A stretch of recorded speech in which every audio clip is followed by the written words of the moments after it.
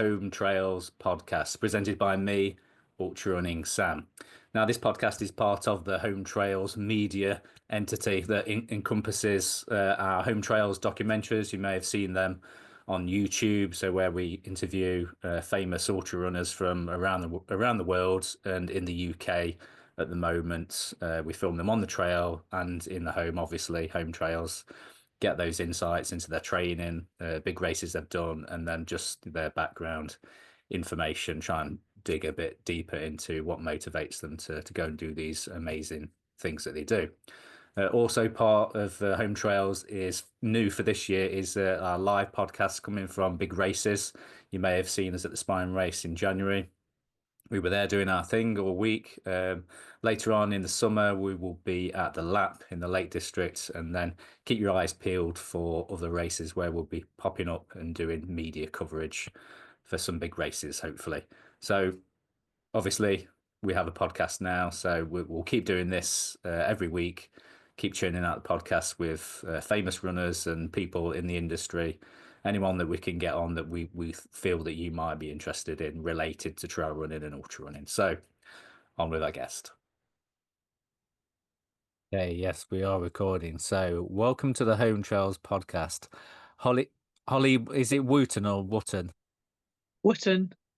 Wooten. Oh, I was going to say Wooten, Yeah. and I normally my guess is normally right, and then I correct myself, but now I was right to ask then. Yeah, Wooten, Holly Wooten. Yeah. Welcome to the Yeah. show. Thanks. Thanks for having me.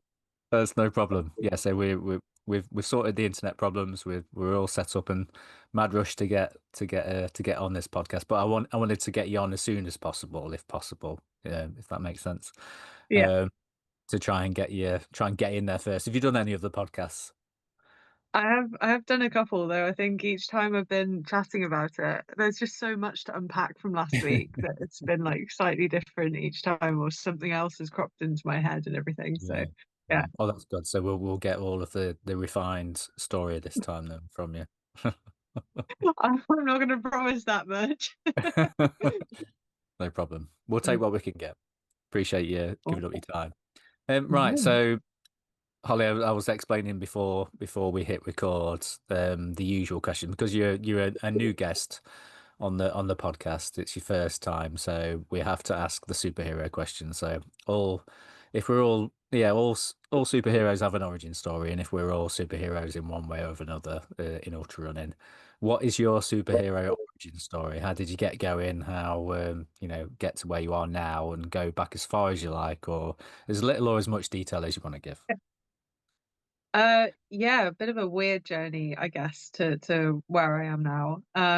So I've always run, like since I've been little, I've always done running, but it was always as like a secondary thing to team sports. So it was just there keeping me fit and whatnot. I did really enjoy it, and I was all right at it, like track and cross country was okay, but it was always there as a means to keep fit for other stuff. Then sort of fast forward through school, I guess I got to university, dropped off the team sports and dabbled in a little bit of 5 and 10K, trying to get my time. Like, my dad had always said, like, oh, you're like a good runner if you can do 5K and under 20 and like 10K and under 40. So I always had that in my head. And I think I've just about managed the 5K target like while I was at university, but couldn't manage the 10K through no means of like not trying or anything, but just wasn't particularly quick or any of that. Then finished up uni and moved to London, which I'm from Worcester, so I'm from countryside. Went to Bristol Uni, so that was like a bit of a step up, but you can escape the city. Never pinned myself as ever going to London. That was just not me. I am country, outdoors, mountains, that sort of thing. But the job looked too good, so I went over. It was in consultancy, and safe to say that when I first moved there, everything was very mad. So any form of exercise sort of dropped by the wayside. I moved there in September. Fast forward to Christmas time, and I'm back up in Worcester, and I'm at my cousin's, and they're all runners, all very active people and everything as well. And they said, "Oh, we've entered this thing, and you'll really enjoy it. So enter with us. And the early bird runs out today. So enter, enter, enter." And oh, what is it? What is it? They went, no, no, no, just enter. I was like, fine, okay, yes, I'll do it. I'll do it. So it was for an event that was in May. So this is Christmas time. It was May.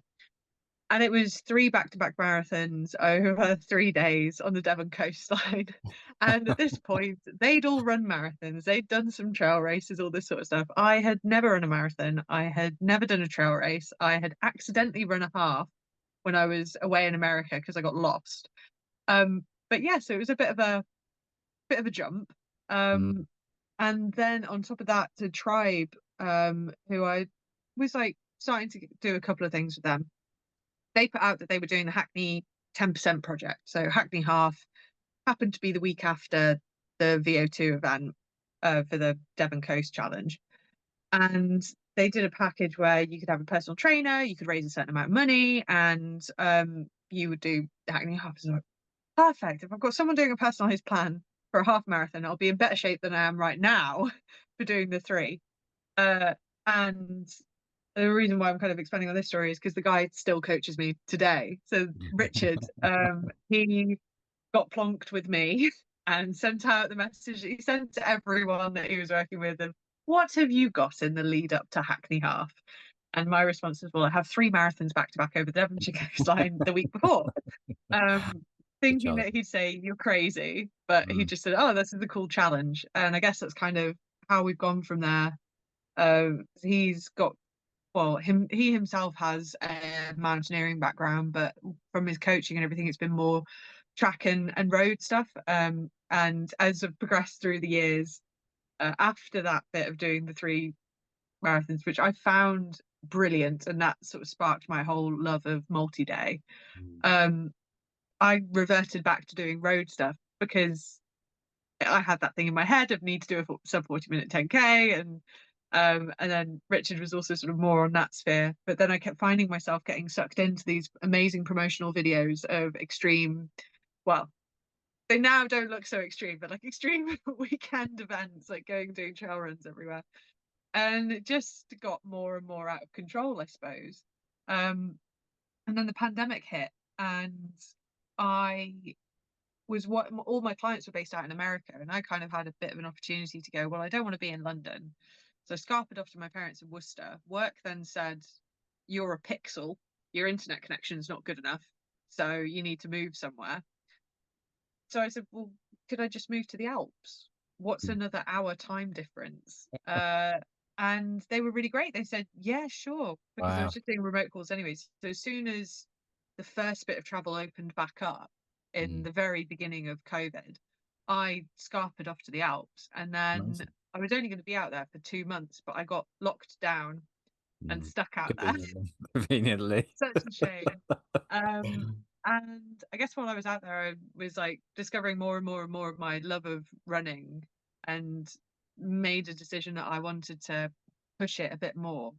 An opportunity came up with work to head up a Canadian office out in Toronto. And in my head, I was like, okay, mountains are in Canada. Mm. If I can get my foot in the door of getting out to Canada, I can eventually just be out in the mountains. So I went with that. And when I got back to the UK, I was supposed to kind of be moving straight out there. But then the visa was taking a bit of time. And again, I got told you're just a pixel, like whilst I was in Worcester at my parents, sort of waiting for this visa to get sorted. So I needed to move somewhere.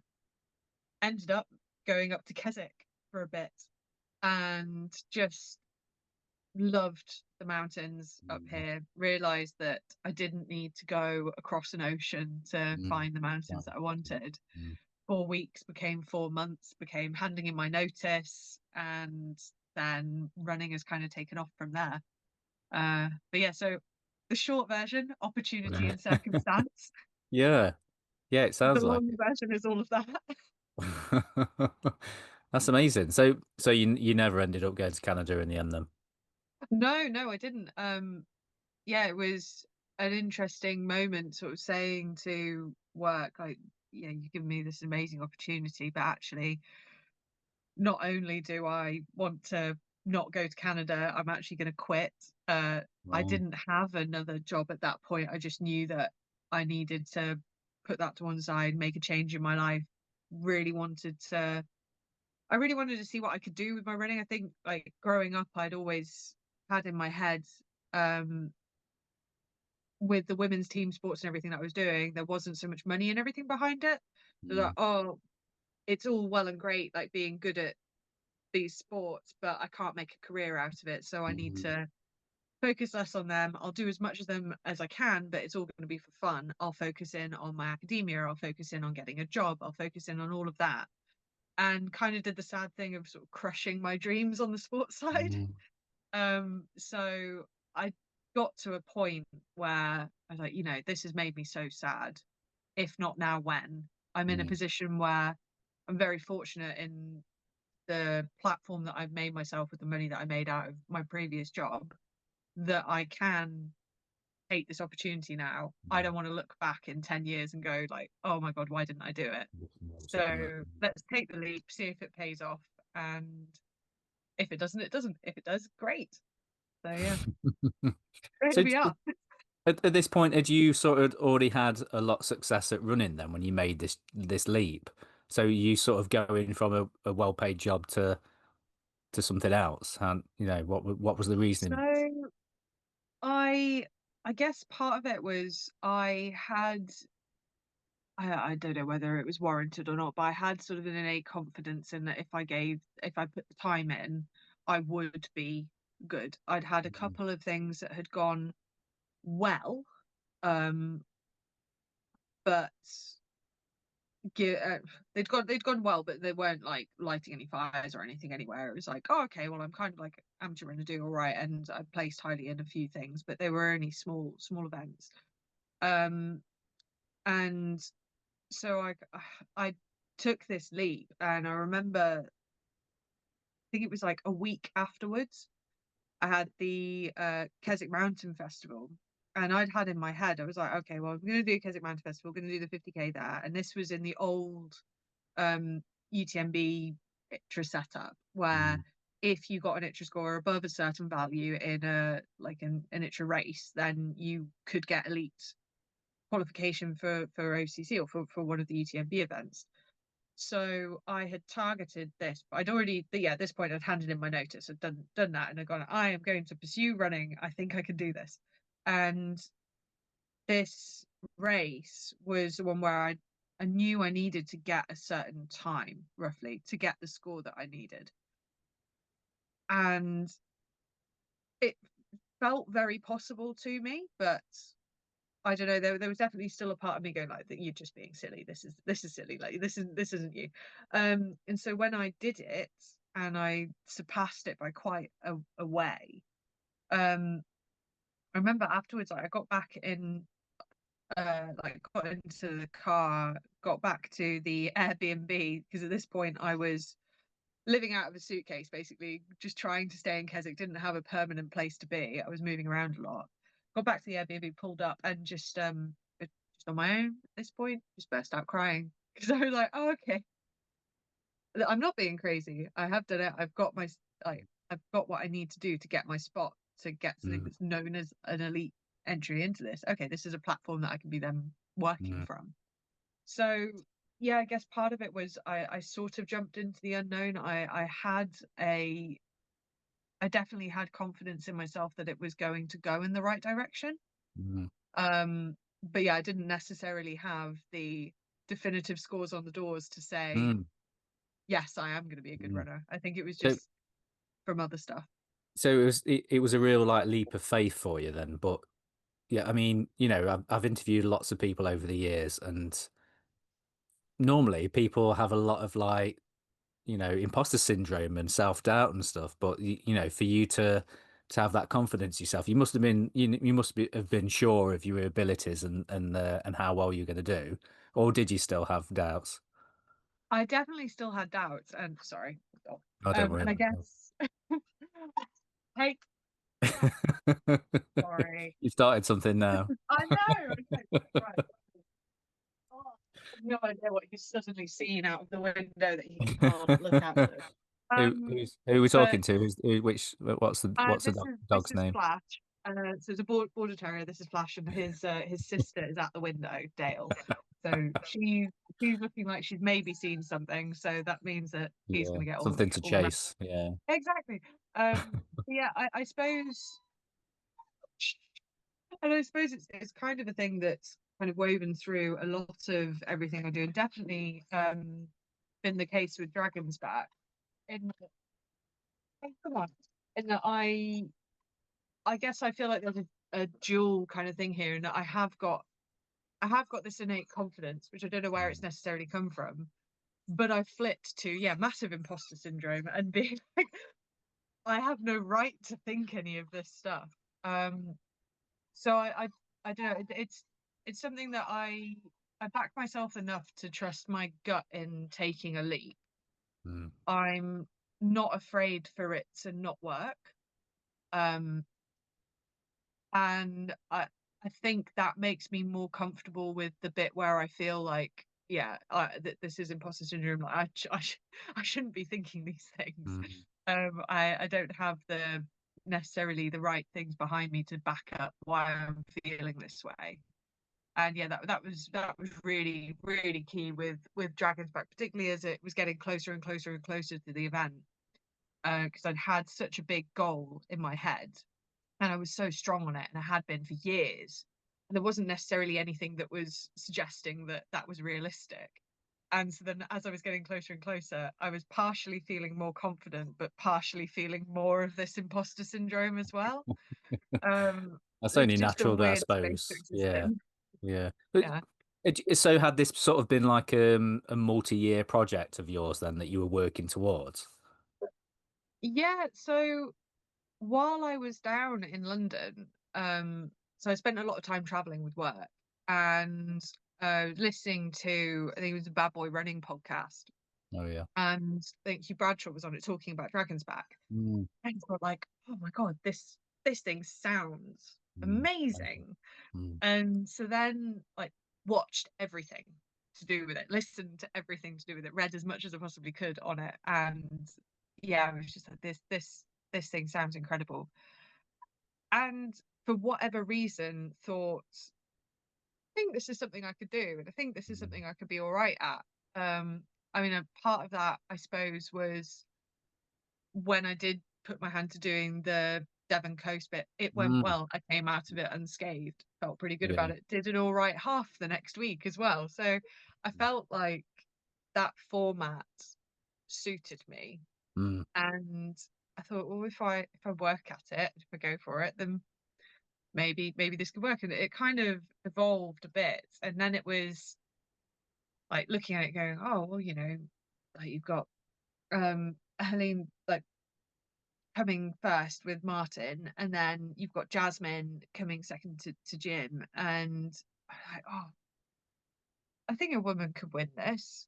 mm, And then the thing popped into my head of, well, why not me? Why can't mm, I just give that a go? mm, Um, so yeah, it was a multi-year project. The next thing in my head was I looked at like how Simon Roberts had gone about it.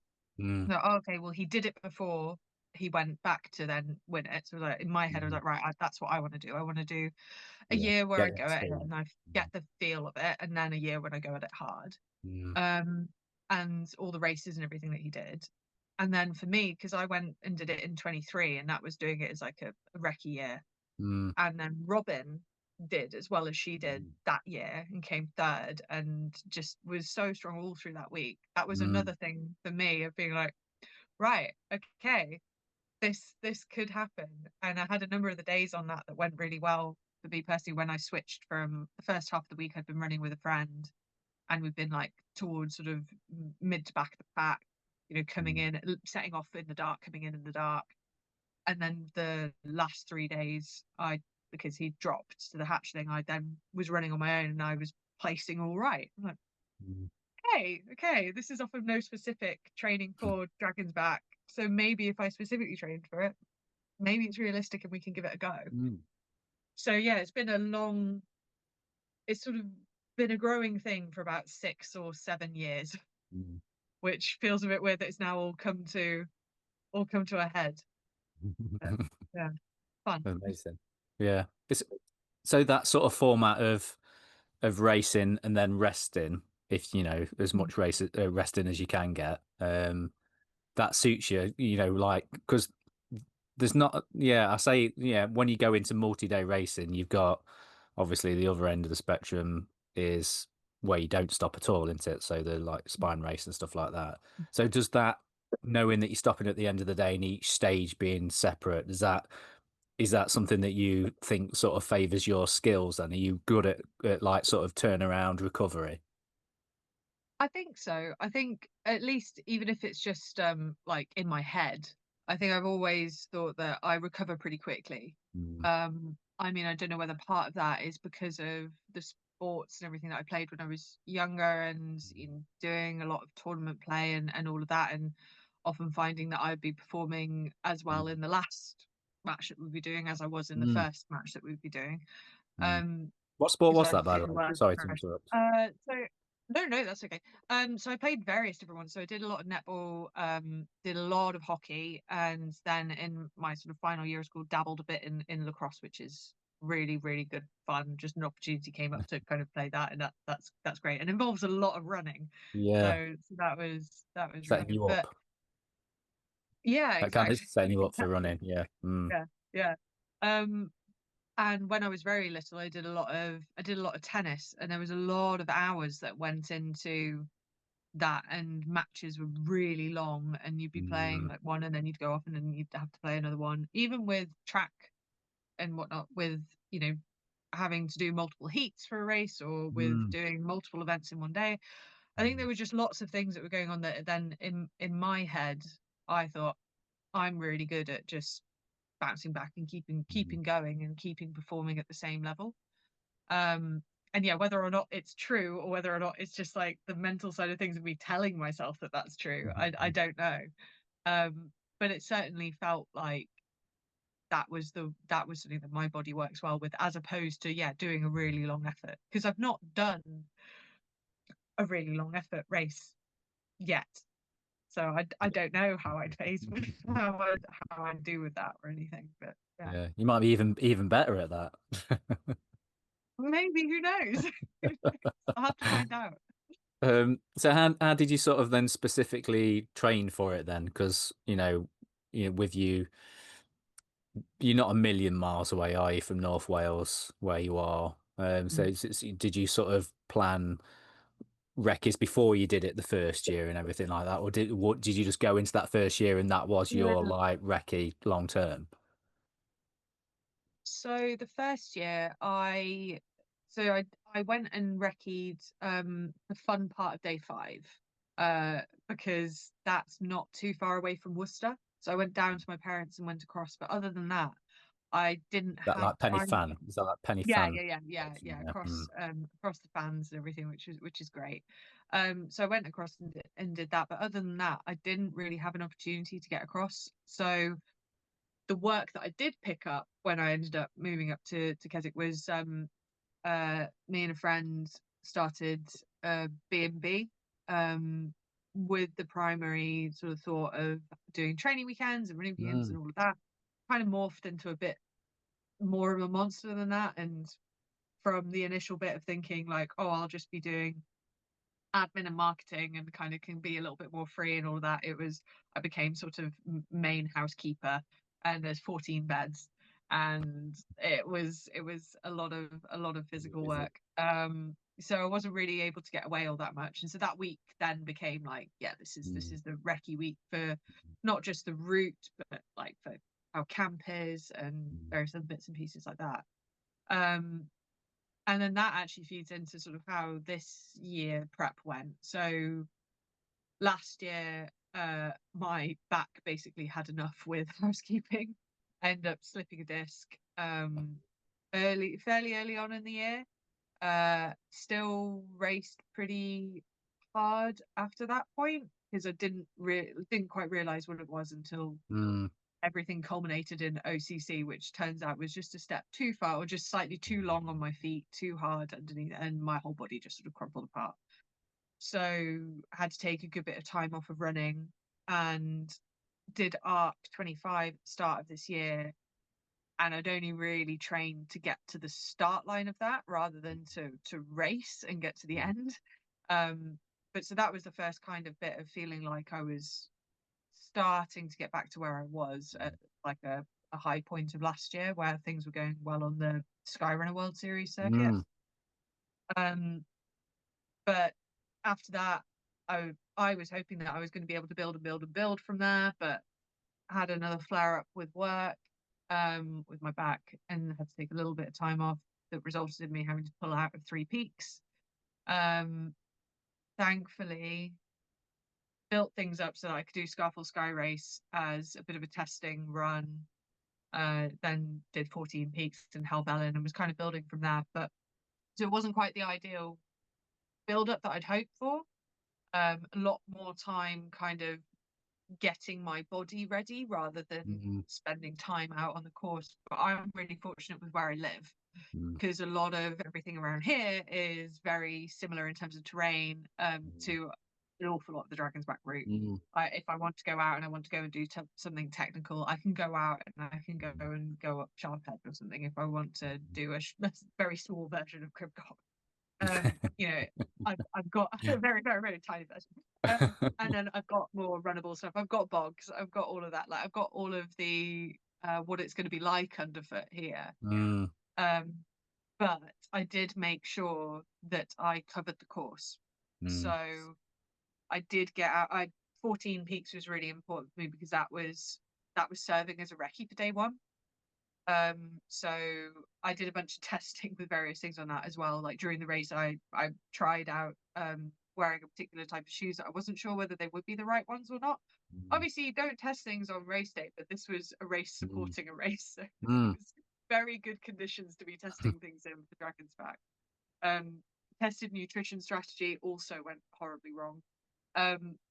But various bits and pieces that I had the opportunity to test that, and then went out and did day 3 over 2 days, did day 2 over 2 days, day 4 over 2 days. Again, did the fun part of day 5, and then just didn't do day 6 or the less fun part of day 5, which is the beginning where you run through Clondubbery. But yeah, so I felt pretty confident with that. I also spent a lot of time. Hugh Chatfield's been brilliant in the lead up to this and throughout as well. Yeah, so he's basically like, I guess, sort of mentored me through an awful lot of it.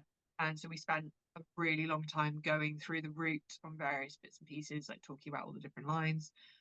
And but before I'd go out on recce's, and I'd be there with the map and have all the notes and everything out on that when I was going around, and debrief afterwards. And yeah, I'm going through it all in the lead up to it. And he's very good with checking in through the week as well to make sure that I still have my head straight with all of it.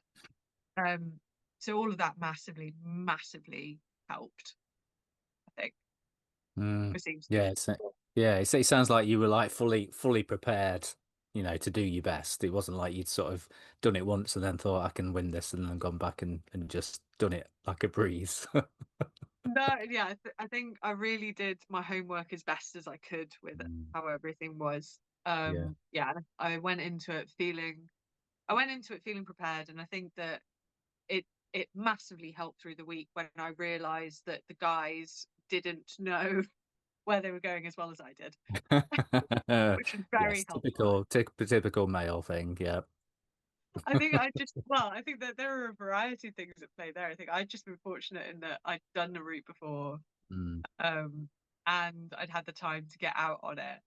And then like poor Ed, like Ed decided to do Dragon's Back at the end of July. So I know Ed from previous Skyrunner bits and pieces, and I got a message from him at the end of July. Just goes, so my mum's pulled out of Dragon's Back and she's got like this place and she's offered it to me. Should I take it up? And then we had a really long phone call, and he's a mountain baby. Like he's been doing stuff since he was tiny, and he goes out on these big mountain days all the time. He's just finished uni. He's not working yet. So like, what have you got to lose? Go and do it. And he smashed it. But yeah, so for him, he'd had literally zero time to prepare. Wow. And he still did as well as he did, which was just incredible. It's just as well that he didn't have that much time to prepare. But and then Peter lives like in Belgium, so he obviously couldn't get eyes on course and so they used Danny a lot because Danny did know where he was going. though wasn't 100% sure on some of his lines, as maybe he should have had a little bit more confidence with a few of them. I think on the first day, right towards the end, I popped out and I had seen him going down what I knew the like guidance GPX was, and I knew Mm. a route to cut, and I knew I was going to make up the time on him, and yet literally popped out next to him, and he was like, I knew that there was that line there, but I just didn't have conviction in the clag. Yeah, that was right. So yeah, but It it seems like, definitely helped. yeah, it seems like one of those races that everyone I've spoken to that's done well at it has really done the homework on it and spent a lot of time, getting things right. And if something's gone wrong, they've revisited it and done a route again or found a different line. So do you feel like it is one of those races that you 100% you can't sort of wing it and follow somebody and I think if you're incredibly strong, then you can. So someone like Max King last year. yeah, Max King, yeah. Um, and then even like David, his map reading ability and everything, it was really good. I mean, he had like a couple of people would say sort of the night before, I think he chatted with you, and you was like, oh, like try this line or this line. So he was doing the lines on site. He's an incredibly strong runner and good navigator. So he was very comfortable with doing that. I think he definitely lost time in various places by having not been out there and done it, and that has knock-on effects for like your mental state at that point because you've taken a wrong turn, you've lost some time, for your legs if you've had to do any extra bashing that you don't need to do. um yeah, if you're out any longer and then you don't have the food that you need. But I think that, so I think the vast majority of people, I think it makes such a massive difference if you can, if you're trying to push things at the front, if you can get out there and do it. For people sort of a little bit further back, you can almost always see someone. So I've had a couple of people that have like messaged since and said they really want to do it, but they're worried about the navigation. Mm, And it's like, well, if you're able to read a GPX and you like you can follow your watch and you're reasonably comfortable with a map, not necessarily a compass, but if you can look at a mm, map and you can go, okay, because with Dragon's Back, invariably you look at something and you go, where's the highest, gnarliest looking thing? Ah, that's where we're going. You kind of navigate a lot of the time this way. And so if you yeah. can sort of look at a map and do that as well, then that definitely helps with knowing vaguely where you are. But for those people in the middle, they're always kind of moving through each other, because you get different to a lot of races with the fact that we can pick our start times. So the people who are like reasonably quick but are confident, might actually start at 6 and just be off in front on their own Mm, for the mm, day because they want to do that. But you don't mm, have to do that. If you're going to get in before the cutoff, you can leave a little later, have people in front of you. You can then follow them. You can be running through them as you're catching up with mm, them. And then the quicker people behind you will also be running through. And mm, so there's kind of always this toing and froing of people mm. that you can follow. Mm. The clag was very thick in parts Was this that? week at the start, so that was a little bit harder. But you get people grouped together an awful lot as well. Mm, Like even at the front, you had Ed, Danny, and Peter became a mm, force to be reckoned with. The three of them the first part of the week, because they just worked together mm, as a little crew, feeding off of each other for various different positives that they could get, mm, and that really helped them. So I think, yeah, it's very very very useful to know the course, because it does give you that confidence. I knew I mm. could just be on my own, so I knew I could play what tactics I needed to. Yeah. And when the clag came down, I was like, oh well, I've actually done my recce days when it's been really claggy, so I know where Mm, I am. I don't have to worry about any of that. mm, Um, I didn't have to rely on someone else. I didn't have to run at someone else's pace. I could just do mm, my own thing, and that was fine. So Um, just talking about tactics then, and what had you sort of plan? Had you got a game plan in your mind of what you were going to do and how you were going to approach the race then? I had about a million different game plans because you don't know how it's going to unfold.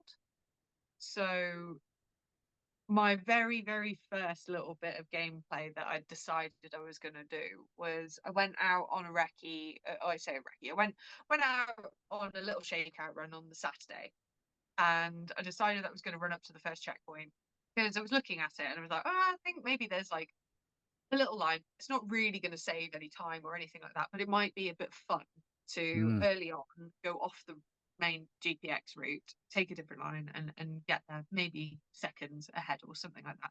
Mm. And just get into people's head that I know where I'm going.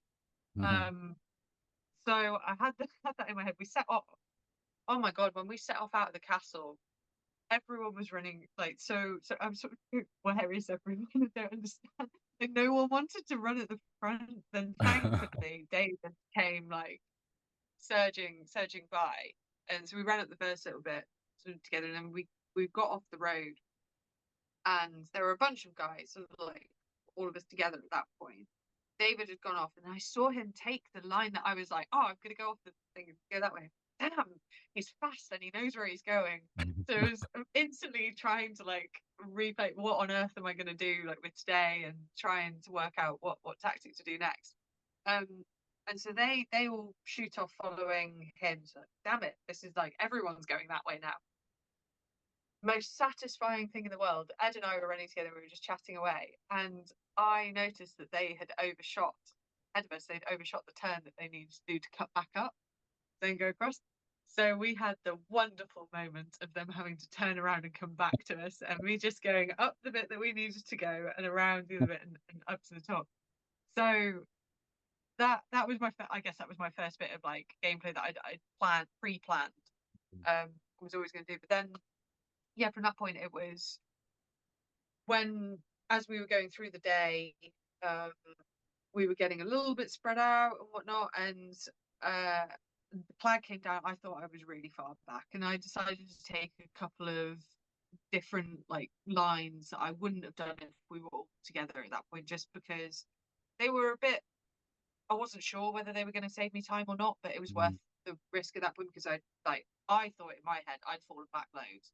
I had I just they were only like 10 meters ahead of me in the clag and I just couldn't Wow, see them. that close. Um, it was, someone sent me like a screenshot afterwards of a point where I'd taken a different line and the guys had like gone on this other bit. Yeah, we should have been able to see each other really, but just couldn't. But then towards the end of the day, I suddenly noticed that they weren't very far ahead. I was feeling pretty good and I thought that, well, I'll make sure that we're all close towards the end. So I pushed up to snow. And I was like, I know I can recover from this. I'm going to push up, and then I know some good lines on the way down, so I can gather myself from that. And then we all ended up about 7 minutes apart from each other. So then I was like, okay, I'm in this race. That like we're in it now. This is happening. So my tactic then for the next day was because the guys were saying, oh, like what time are you going to leave in the morning? Like, blah, blah, blah. We're thinking that maybe we're going to go at 7. They were going to go off at 7 as a group. I don't want to go off at 7. So I decided I was going to go off at 7:30. And that was going to give me, because I had some lines for day 2 that I knew that they didn't have, and I was pretty sure that almost no one else on the field had. Mm. And that was maybe going to be my advantage, maybe going to be where I could make up a bit of time and maybe hop them. And I didn't want to give that away. So I was like, Yeah. I'm Mm. comfortable running on my own with this now. Smart. Yeah. Yeah, because I think if we'd been further apart, then I would have run with them. But because Mm. we were so close, I was like, no, this is like, I need to make the most of the fact that I Huge know these lines. advantage. Yeah. Didn't actually pay off in the end because I didn't have a great day at the start of day 2. But so I'd had this tactic, and David had also said that he was going to start at 7 and that he wasn't very sure on the route and that he was maybe going to run with the guys. Anyway, 7:30 comes around. I'm going over like to do my kit check, and I look. David is stood just outside the start gate, waiting for me. Oh my God! I completely wasn't expecting it. It was like slightly thrown, but like, damn it.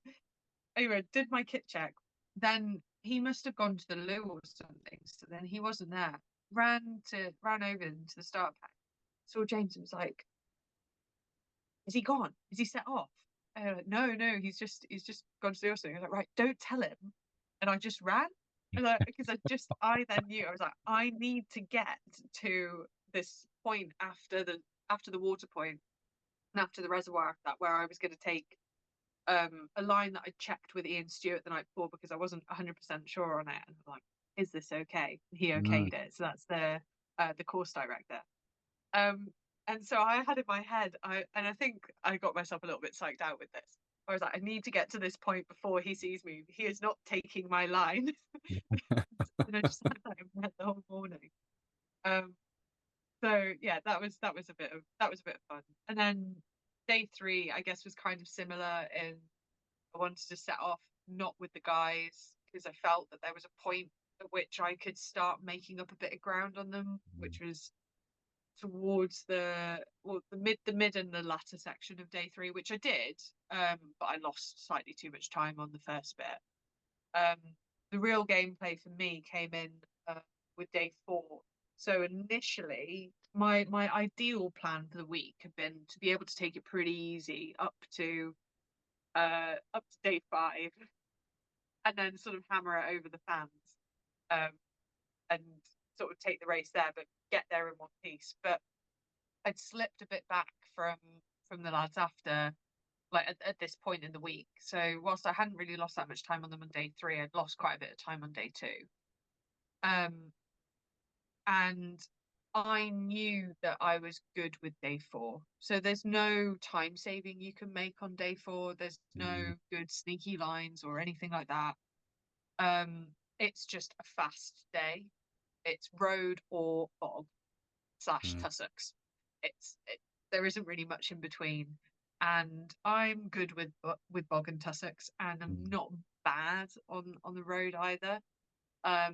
I knew the guys were starting to get a bit tired. Not so much David, but I knew Ed and Peter were maybe getting a bit tired. Danny I'd caught him and put, I think, about an hour on him on day three. So I kind of gone, okay, Danny's to one side, right? Let's focus in on Peter and Ed.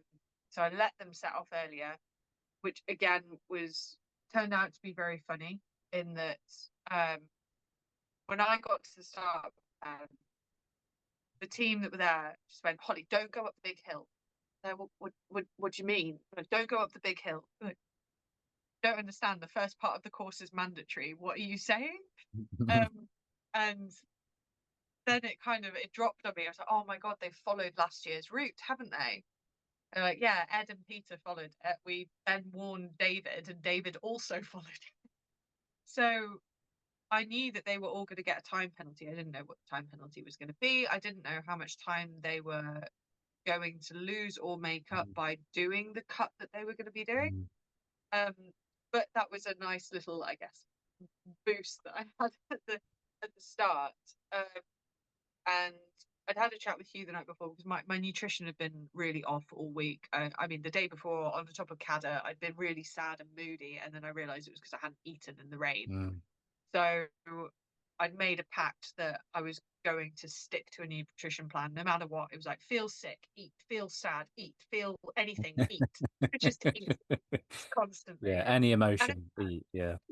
Exactly. And it worked. It did work really well. I also had in my head that was so day four was the first day in 2023 where I ran sort of under my own steam and ran quite hard, and I finished just in behind Jakob in terms of time on that, who'd come second in that year.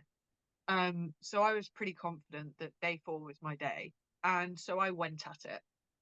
And I saw Ed at the support point. What I didn't realize was Peter was also there, but I saw Ed at the support point, and I'd set off over half an hour behind. And at the start of the day, I'd been 25 minutes behind him. So I knew I'd leapfrogged him and I'd gone into second. And it was great. Going into that support point was the amount of support that I've been getting through the week from everyone, from all of the, like everyone in camp, but from all of the hatchlings and the dragons out while we were running was amazing. But going into that support point, it was bonkers. Mm. It was just such a huge high. And so I literally ran in, was barely in there for any time, ran out. And Ed had left like a couple of seconds before me. And we talked about this afterwards because this is the first bit of like proper tactics, I suppose, I played with him while we were together, which was so he went, "Oh, can I run with you for a bit? Like try and cling on because you're moving really well." So I was like, "Yeah, yeah, yeah, of course." And I could hear how he was breathing and see how he was moving and realized that I could keep my breathing pretty okay. So I did and ran pretty hard. Mm. Um, and he was like, "Wow, you're moving so well." And I'm just like, I don't know how long I can hold this for. But I was just like trying to get into his head that I was really strong. That's it. Like, you're not going to keep up with me at this point. Mm. And I'm just gone now. Uh, and yeah, afterwards he was just like, "You were moving like a mad woman, just running up everything." And like, how were you doing it? I was like, I was in my head, I was dying, but I just like I was playing the game. I needed him to think that I was Mm. really strong at that point, and then it didn't matter. Once I managed to break the elastic, Mm. I could then sort of settle in, ease in, like back off a little bit and cruise. But that point where the elastic was there and he was running with me, um, I definitely had to seem like I was the stronger one at that point. Mm. So yeah, Wow. that was gameplay. I was going to be taking some tactics into day 5 because I wanted to. I'd closed the gap to David to being just under an hour. So the plan was to take day 6 to a chasing start, which it needed. So the gap needed to be under an hour at the end of day Mm. 5, and I was pretty confident with day 5. Like I know good lines across the fans. Like, that's kind of my terrain as well. Like I Mm. was really, really looking forward to it. And then I'd had a bit of a like bumpy start to the beginning of the day, which didn't bother me so much because I knew that I could make it up when I got sort of to the fun part. But on the way up Fanlia, my foot gave out. And then I had the moment where I was like, I can't push anymore. And I had a really, really low period where I kind of felt a bit lost. Because I knew that I knew I couldn't push from that point. I knew I'd probably still cemented second, so that was fine. Though starting to feel like I wasn't going to be able to finish, which was another bit of a weird thing. Um, but yeah, and then I started going through the things of like I've let people down, like this, that, and the other, and it was just getting really bad.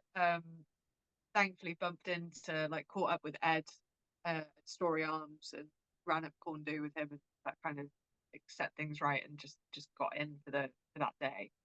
Um, but yeah, I had that moment where it was like not not racing anymore. I can't.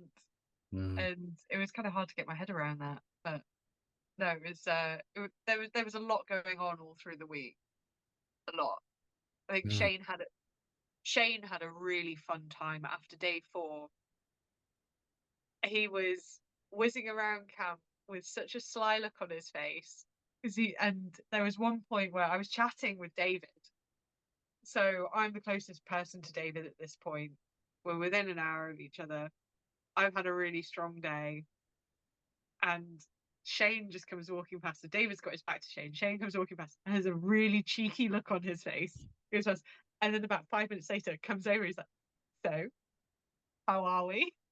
Which just got the two of us sort of having a little bit of a not fully relaxed chat, I suppose, with each Yeah. other where we're not wanting to give away too much. So that was fun. But it's a really fun week when you get to play all those Mm. little tactics.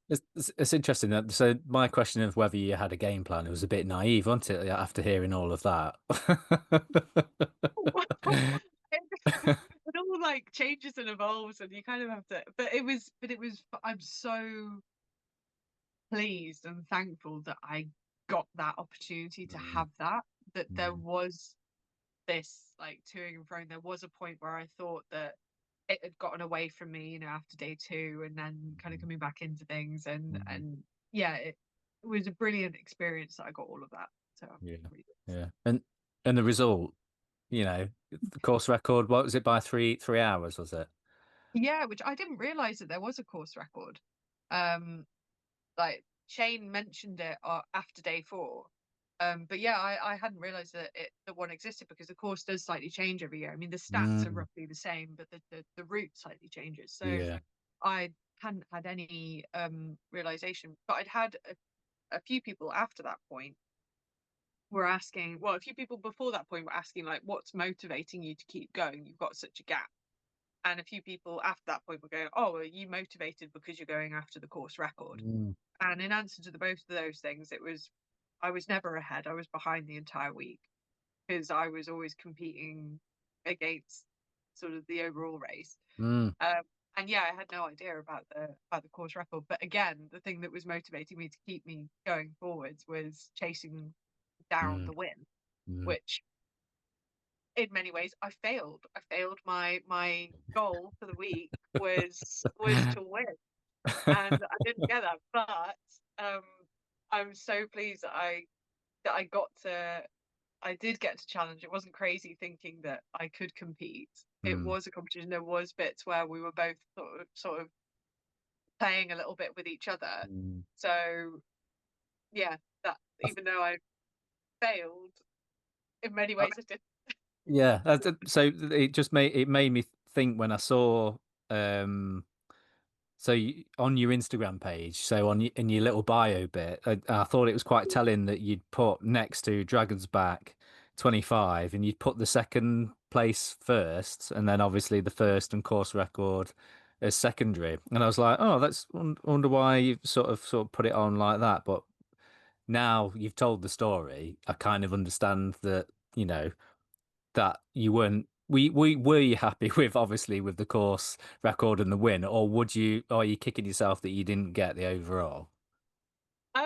So I mean, I'm very happy with like winning the women's and with getting the course record. It was never the objective. The objective was always the Overall. win. Yeah. Yeah. Um, but no, God, I'm so pleased with how the week went. Yes, of course, there's loads of things where I'll be like, oh, if I did this or if I did that, like maybe. But David was so strong, such a great competitor through the week. Like he was Mm, consistently brilliant. Um, but yeah, in my head, it's I that never like the women's race is like a separate thing, never for me, never registered for me. mm, Um, it was really exciting what was going on. Like, so Jodie is a really good friend of mine, and we were 10 buddies. And I remember, I think it was must have been after day 2 or day 3, when I was like, Jodie, can I tell you how you're doing? Because she didn't want to know, because she didn't think that she was going to be doing that well. I was like, can I tell you? Like, can I at least tell you that you're doing well? And it was really cool with her seeing things morph from, like, she was in 4th and like only just and like catching, and then she was in 3rd and it was really close with Leanne, and then they both leapfrogged Eleanor, and then on the penultimate night, I was sort of saying to her, I was like, Jodie, you're in the top 10. mm, And so her journey through the week was like not thinking about competition, mm, competing against the women around her. And then when she had that buffer, she was then competing in the overall bit of like, could she get higher up that as well? mm, So I think it's one of those things where I was actually discussing this with my parents earlier, um, where there's there's races that people see when they're spectating, mm, and they can get their views on what races are going on. But mm, if you talk to the people that are there on the ground, of like mm, what is your race? What is happening? Who are you competing against? Because for mm, various people, it can be that they're competing against a time. They can be mm, competing against just the people around them. Like there's competitions going on all over the field if mm, you're looking back that you don't necessarily know about. But I know that particularly when it comes to looking at men and women and everything, I know a lot of the time people will be like, oh, you need to make sure that you're highlighting the women's race and what's going on with that. And I completely agree with that, because a lot of the time, if you ask the women, who are you competing against in this moment? They will Mm, be worried about the woman ahead of them, the woman behind mm, them, regardless of if there's a man or like what have you in between. mm, But on the ground, with the type of race that it is, with how long it is, with all the other elements and everything to it, I think it is something that can even itself out in terms of performance. mm, And for me, my race through the week was where were the guys? And for them as well, it was that I was overtaking them. It was that I was right behind them. They were like David was waiting for me with the start. mm, It was lots of bits like that where it's like, no, the race on the ground is different to the race that people are mm. necessarily watching. So yeah, when people were saying, how do you keep yourself motivated when you're that far ahead? It's like, not in my race, I'm not. That's just a great point, that is. Yeah, because when I looked at the gap between you and what was the gap between you and second So I think it was 11 hours in the end. 11 hours. So I looked at that and I was like, wow, that is some lead. But that's not Mm. what you're interested in, is it? No, so I had this on Tuesday night. What no on Monday night I'd gone to Ian Stewart and said like, look, I've got this sketchy line. Can I okay it with you? Mm, And did that. The next day I had another line for day three that I it was really tenuous. In the end, it wasn't okay because of another reason. But I was like, so there's a fence, and at the fence there is a tree stump, and the tree stump is just high enough that you can then step over the fence without touching it. It's like it's a very specific tree stump, and it's exactly here. And he was like, "This is all sounding very, very niche." I was like, "I know, I know." And he was like, what is it going to save you like 5 minutes? I was like, yeah, probably only like 5 minutes by doing it. mm, And he initially asked, he went, well, is it worth it mm, considering the lead you have? And I looked at him and went, but I'm behind. And he went, mm. right, yes, no, you're competing against the guys. Absolutely, please do your line. And he like instantly shifted how he was thinking about stuff and kind of went from the other angle. Um, but yeah, it was an odd one. But I mean, in camp and out en route, uh, yeah, everyone was so great with telling what it was really great, and it felt like a lot of pressure all at the same time. And kind of managing it was challenging at points. But people would be like, "Oh, take on the guys, like go and do this for the women. Like you need to like get out, go, like go crush their souls." I think is what some people were saying. And and I Why mean that not? was yeah, but I mean that Yeah, was why not? amazing that people were wanting that race. People were Yeah, egging that yeah. on and Mm, being so supportive of that rather than just being like, woo, well done, like you've got such a gap, like you can ease off, like don't put anything mm, in jeopardy. Because yeah, pushing on, continuing to push on was elevating the risk. Like if I was just wanting to win the women's, even if I was just wanting to get the course record, there would have been a point where I could have eased off and not run the risk of hurting myself yeah. or run the risk of like blowing up and then having to drop out. But Mm, in my head, I was like, no, it's not worth it. I need to go for the overall, even if that means that I'll cop it and have to drop out and won't get the women's win that I've got this mm, big buffer on. Like, mm. no, I need to keep driving. So yeah, it was interesting. Amazing. So my next sort of logical question is then, what's next? What big races are next that So, you can win outright? oh.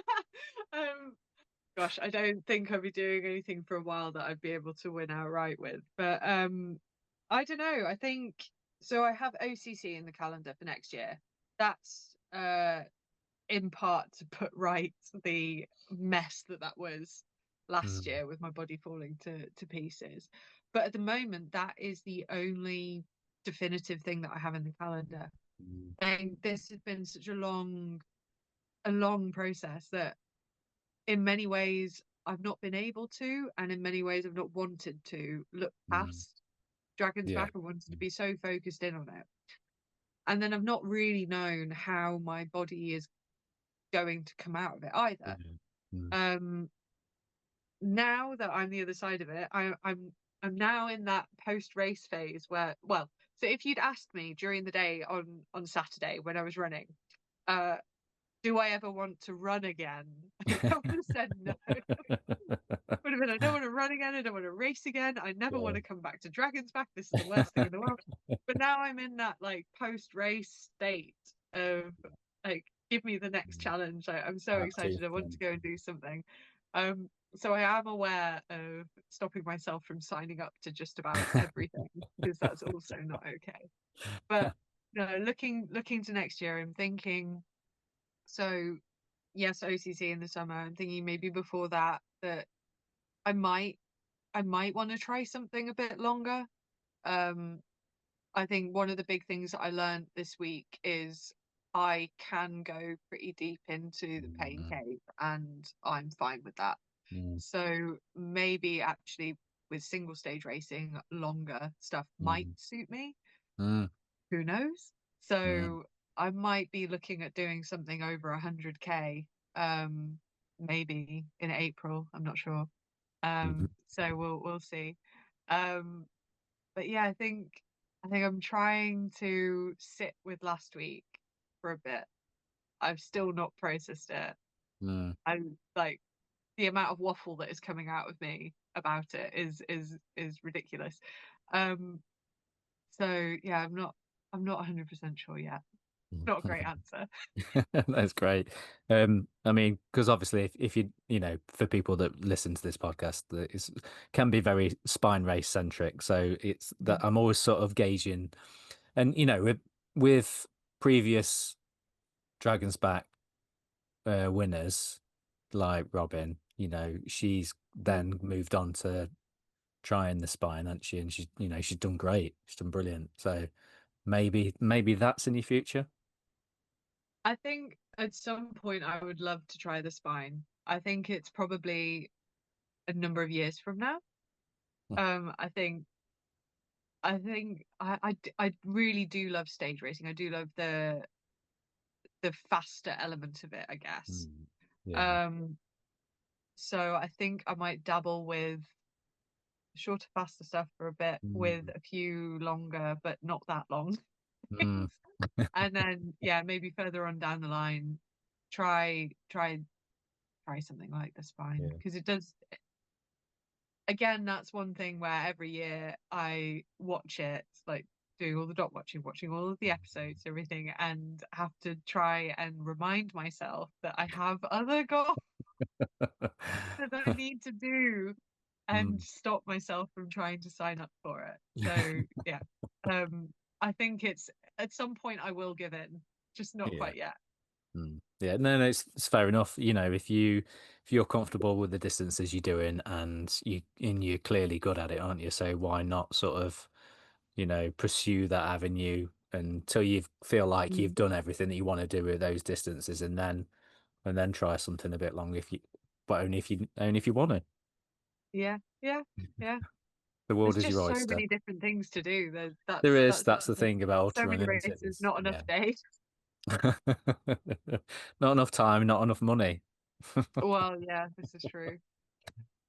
Right, that's brilliant. Well, I appreciate you coming on, Holly, and giving us your story. It was, you know, I really appreciate the sort of detail that you've gone into with, you know, with especially with the tactics and everything, because, you know, like you say, looking from the outside and seeing the race is completely different to you in the race and your tactics and the different races going on. So I think that's a great, you know, for the listener, that's a great insight into sort of what it takes to do well at the Dragon's Back. It's not just, you know, everybody piles on the start line and off you go. There's more to it and there's lots going on. The devil's in the Mhm. detail, as they say. Yeah, yeah, gosh. But Well, yeah, appreciate you coming on and giving us a bit of a chat and look forward to seeing what you get up to in the future. Probably see it at a spine race in the future. probably, yes. Thank you for having me on. No problem. And thanks for listening, everyone. Appreciate your time, Holly. Thanks. Cheers. You're welcome. Bye bye bye bye.